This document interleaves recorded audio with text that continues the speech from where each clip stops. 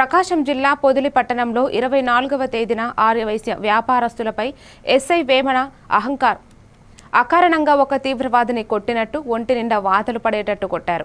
ప్రకాశం జిల్లా TDP party అధ్యక్షులు ముక్కు ఉగ్ర నరసింహారెడ్డి, మార్కాపురం ఎమ్మెల్యే నారాయణరెడ్డి వచ్చి పరామర్శించి వెళ్లి తగు న్యాయం చేస్తామని హామీ ఇచ్చారు.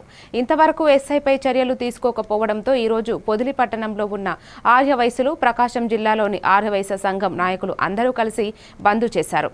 ఎస్ఐపై చట్టపరమైన చర్యలు తీసుకోవాలని ఆర్యవైశ్యులు కోరుకుంటున్నారు.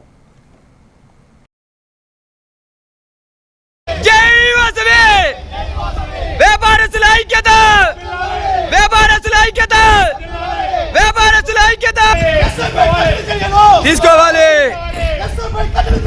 తీసుకోవాలి